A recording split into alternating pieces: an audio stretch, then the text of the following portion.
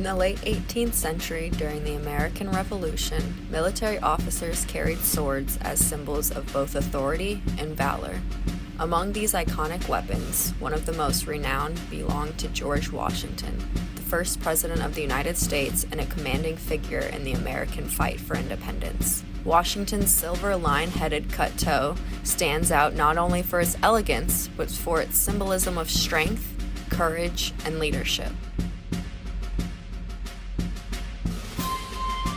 This particular sword was not just a weapon for battle, but a powerful statement about Washington's role as a leader and his fierce resolve. The lion-headed pommel represents power and bravery, qualities that define Washington's leadership during one of the most pivotal times in American history. The cut toe with its curved blade was designed for both slashing and cutting, making it ideal for both mounted and foot soldiers in combat. Our task today is to recreate this iconic weapon in steel, honoring both its design and its historical importance. We began by creating a CAD file through collaboration with our industry partners at Midwest Metal Products. From there, we designed gating and rising systems in Magma to ensure the proper flow of molten steel. Then we ran a design of experiments to compare these gating systems and chose the best one. Next, we created a chemically bonded sand mold using a 3/8 inch thick wood pattern. We then did charge calculations for H13 steel, weighed out the required charged materials, melted and poured in our foundry, pouring directly from the furnace into our 4-foot tall mold.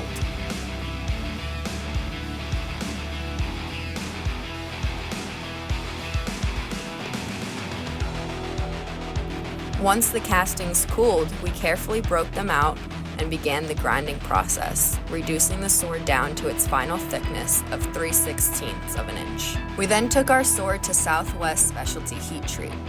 The heat treatment was austenitized at 1850 Fahrenheit for 45 minutes, followed by air cooling to less than 150 Fahrenheit. Next, 2 4-hour tempering cycles at 1000 Fahrenheit were performed, causing the steel to reduce hardness down to 56 Rockwell C, but gain toughness. With the heat treat complete, we returned to do the final grinding and sharpening.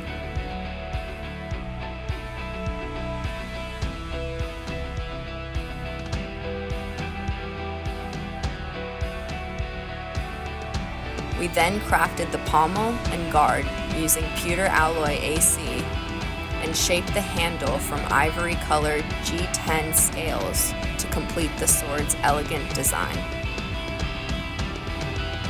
Finally, we drilled holes in the hardened sword using pure carbide drills and assembled the pieces, securing the guard, pommel, and handle with pins and System 3 Blade Pro epoxy.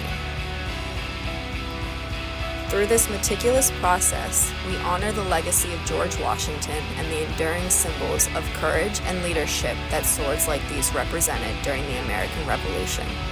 By recreating this iconic piece, we bring back a piece of history back to life, preserving the story of Washington's leadership for future generations of both military and civilian leaders.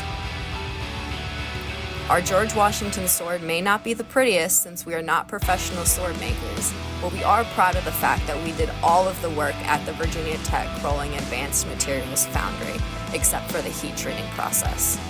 However, we could not have completed this project without the guidance, support, and encouragement from Gene Wagner at Midwest Metal Products in Winona, Minnesota, and David Carpenter at Southwest Specialty Heat Treat in Wytheville, Virginia.